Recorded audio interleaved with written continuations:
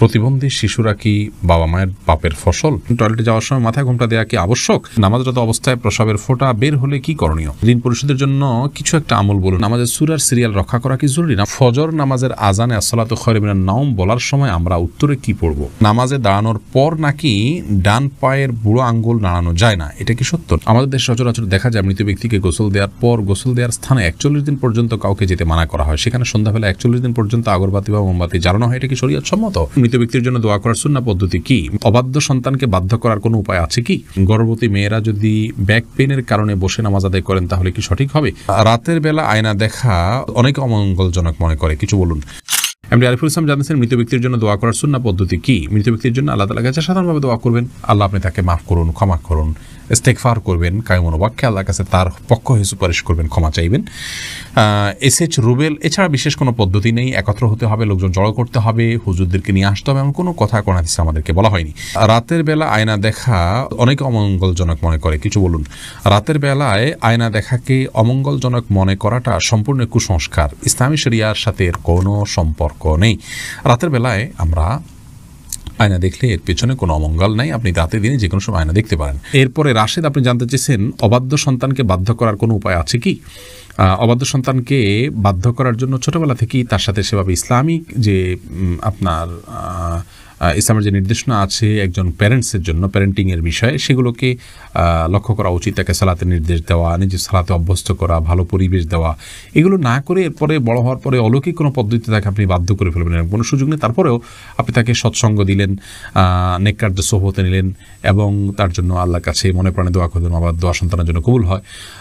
এইরকম বিভিন্ন উদ্যোগের মাধ্যমে আপনি তাকে সৎপথে আনতে পারেন, বাধ্য করতে পারেন। আব্দুর রহমান জানতে চেয়েছেন আমি একজন দর্জি, মহিলাদের পোশাক তৈরি করি। আমি যদি কোনো মহিলাকে তার ইচ্ছা মতো ডিজাইন জামা বানিয়ে দিই আর সে যদি সেটা পরে বেগানা পুরুষের সামনে যায়, দেখে আমার পাপ হবে?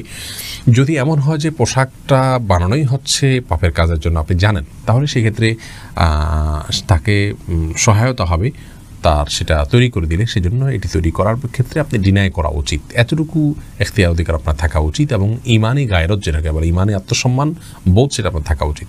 আর যদি এই লেভেলের সমস্যা না হয়, বরং এটা তিনি বাসায় পড়তে পারেন, তার স্বামীর সামনে পড়তে পারেন, বাহিরে পড়তে পারেন, কি করবেন আপনি জানেন না, তাহলে আপনি খুঁচিয়ে খুঁচিয়ে তাকে জিজ্ঞেস করার কোনো প্রয়োজন নেই এবং এর কারণে আপনার গুনাহ হবে না। তিনি যদি এটাকে অন্যায় কাজে ব্যবহার করেন, ইনশাআল্লাহ আপনার গুনাহ হবে না।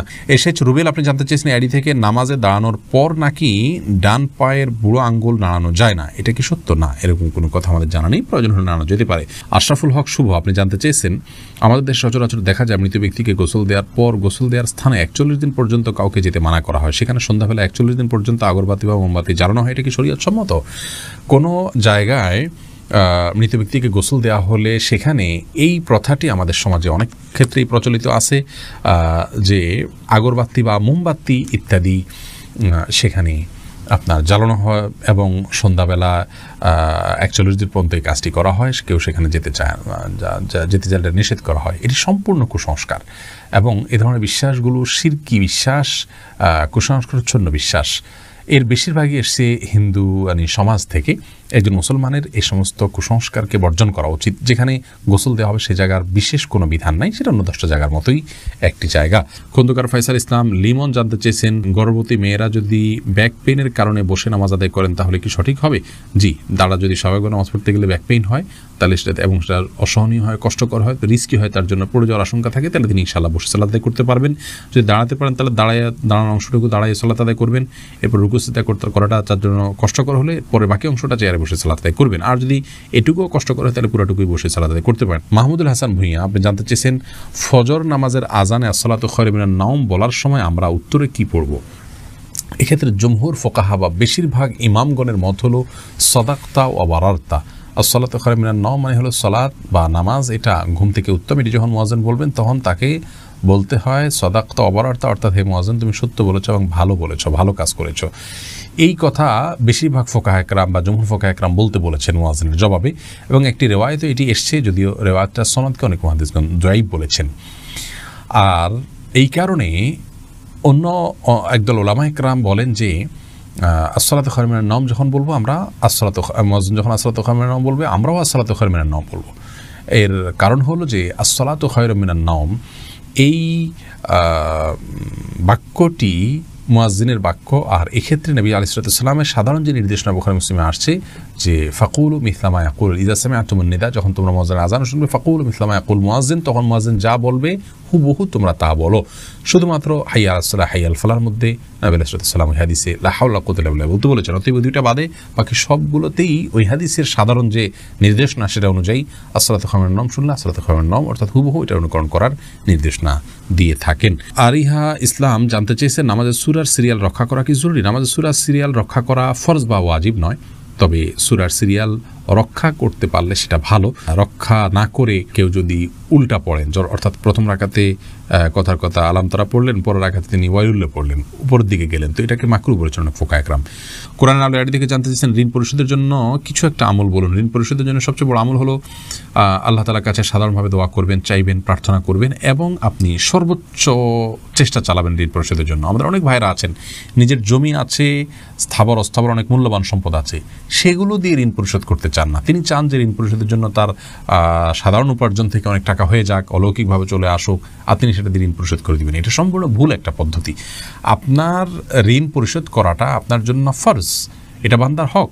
অতএব আপনার জমি থাকলে, সম্পদ থাকলে এগুলো বিক্রি করে আপনি ঋণ পরিশোধ করবেন এবং সেগুলো বিক্রি করার অপশন থাকলে বিক্রি করবেন। সেগুলো সব ধরে রেখে আপনি চাইবেন যে আল্লাহ তাআলা অলৌকিকভাবে আপনাকে টাকা দিয়ে দিক, সেটা দিয়ে আপনি পরিশোধ করবেন। এটা সম্পূর্ণ দুনিয়ার প্রতি আমাদের মোহ আছে এবং ঋণ পরিশোধের গুরুত্ব আমরা বুঝি না, সেটা স্পষ্টভাবে প্রমাণ হয় এমন একটি বিষয়। বিধায় এমনটি করা উচিত না। সেই সাথে ঋণ পরিশোধের জন্য কিছু দোয়া আছে, আল্লাহুম্মা কফিনি ফিনি বিহালালিকা আন হারামিকা ওয়াগনিনি বিফাদলিকা আম্মান সিওয়াক। আরও কিছু দোয়া আছে, ইউটিউব বা ফেসবুকে সার্চ দিলে আমাদের অনেকগুলো ভিডিও আছে, দেখে নিতে পারবেন। সেগুলো আপনি আল্লাহর কাছে সাধারণভাবে পাঠ করবেন, ইনশাআল্লাহ সেই দোয়াগুলো পেশ করবেন। চৌধুরী জানতে চেয়েছেন অজু করা অবস্থায় দাঁত ব্রাশ করলে কি অজু চলে যায়? না, এতে অজু যাবে না। এমনি সালাহুদ্দিন জানতে চেয়েছেন নামাজরত অবস্থায় প্রস্রাবের ফোঁটা বের হলে কি করণীয়? নামাজরত অবস্থায় যদি পেশাবের ফোঁটা বের হয় তাহলে সেটা নামাজ ছেড়ে দিতে হবে এবং কাপড় লাগিয়ে সেই অংশ ধুয়ে ফেলতে হবে এবং নাপাক দূর করে টিস্যু ইত্যাদি দিয়ে পানি দিয়ে তারপরে উজু করে তাকে নামাজ পড়তে হবে। আর যদি এটা তার অনবরত বের হতে থাকে এবং 4 রাকাত নামাজের মধ্যে 4 রাকাত নামাজ পড়তে যে পরিমাণ সময় লাগে, ধরুন 8-10 মিনিট, এই সময়টুকুও তিনি ফ্রি হন না বা মুক্ত থাকেন না, এর মধ্যেও তার পেশাব এসে পড়ে তার ইচ্ছায় অনিচ্ছায়, এরকম যদি হয় তাহলে সেক্ষেত্রে তার জন্য ওই অবস্থায় সালাত চালিয়ে যাওয়া জায়েজ আছে, কারণ তার পুরো সালাতের ওয়াক্ত জুড়ে কয়েক ঘন্টা জুড়েই অনবরত আসতে থাকে। আর যদি এরকম না হয়, শুধু ওই সালাতের মধ্যে এসছে, তাহলে তার সালাত ছেড়ে সেটিকে পরিচ্ছন্ন করে এসে সালাত আদায় করতে হবে। তানি ইসলাম জানতে চেয়েছেন টয়লেটে যাওয়ার সময় মাথায় ঘোমটা দেওয়া কি আবশ্যক? এটা উত্তম এবং ভালো। অনেক উলামা ইকরাম উন্মুক্ত মাথায় যাওয়াটাকে মাকরুহ বলেছেন। মোহাম্মদ মোজাম্মেল হোসেন আপনি জানতে চেয়েছেন প্রতিবন্ধী শিশুরা কি বাবা মায়ের পাপের ফসল? প্রতিবন্ধী শিশুরা কখনোই বাবা বা মায়ের কিংবা বাবা মা উভয়ের কোনো পাপের ফসল হতে পারেন না। আল্লাহ রাব্বুল আলামিনের অমোঘ বিধান হলো একজনের পাপের প্রায়শ্চিত্ত আরেকজনকে করতে হয় না, একজনের পাপের বোঝা আল্লাহ রাব্বুল আলামিন আরেকজনের উপরে চাপান না। বাবা মা যদি পাপ করে থাকেন তো তাদের পাপ তাদেরকে পাবে, তাদের পাপের কারণে সন্তান প্রতিবন্ধী হবে এমন কোনো কথা ইসলামী শরীয়ত অ্যালাউ করেন। এটা সম্পূর্ণ ভুল এবং কুসংস্কারাচ্ছন্ন একটি বিশ্বাস। এই বিশ্বাস থেকে আমাদেরকে বেরিয়ে আসতে হবে যদি কারোর মধ্যে বিশ্বাস থাকে। বরং প্রতিবন্ধী শিশু, এই শিশু আল্লাহ তাআলার পক্ষ থেকে মা বাবার জন্য অনেক বড় পরীক্ষার বিষয়। তারা যদি এটিকে সবরের সাথে, ধৈর্যের সাথে প্রতিপালন করেন তাহলে ইনশাআল্লাহ বেদিন আল্লাহর কাছে তারা মহা পুরস্কার পাবেন। এ বিষয়ে আমরা মুসনাদ আহমদের একটি হাদিস পাই, তিরমিজির একটি হাদিস পাই। নবী সাল্লাল্লাহু আলাইহি ওয়াসাল্লাম বলেছেন যে একজন ঈমানদারের নিজের প্রতি আল্লাহ তাআলা তাকে পরীক্ষা ফেলেন, তার মধ্যে বিপদ দেন তার শরীরের মধ্যে অর্থাৎ রোগবালাই দিয়ে, আবার কখনো তার সন্তানকে দিয়ে তাকে আল্লাহ তাআলা পরীক্ষা করেন, আবার কখনো সম্পদের মধ্যে কোনো প্রকার ক্ষয়ক্ষতি দিয়ে আল্লাহ তাআলা পরীক্ষা করেন। হাদিস থেকে বোঝা যায় যে সন্তানের মধ্যে কোনো প্রকার ক্ষয়ক্ষতি হওয়া, সন্তান বিকলাঙ্গ হওয়া কিংবা প্রতিবন্ধী হওয়া, এগুলো সবগুলো আল্লাহ তাআলার পক্ষ থেকে পরীক্ষা।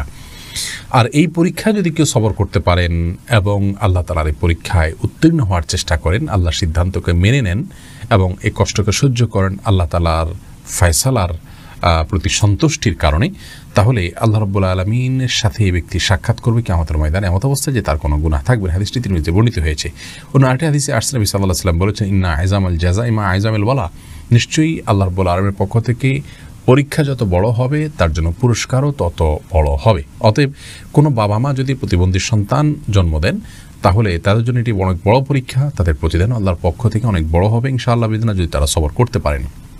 মুসনাদ আহমদের এক বর্ণনায় এসছে যে নবী সাল্লাল্লাহু আলাইহি সাল্লাম বলেছেন, কোনো ব্যক্তি যখন অসুস্থ হয়, রুগ্ন হয় বা তার শরীরে কোনো ত্রুটি থাকে, কোনো প্রকার প্রতিবন্ধকতা থাকে, তখন আল্লাহ রাব্বুল আলামিন ফেরেশতাদেরকে বলেন যে আমার বান্দা যতটুকু আমল করতে পারে এই তার প্রতিবন্ধকতা নিয়ে, সেটুকু তোমরা লিপিবদ্ধ করো তার জন্য। এরপরে তাকে যদি আমি সুস্থতা দিয়ে দেই, তাহলে তো যেটুকু তার অসুস্থতা ছিল, প্রতিবন্ধকতা ছিল, সেগুলো থেকে এটি কাফারা হয়ে গেল এই কষ্ট সহ্য করার কারণে।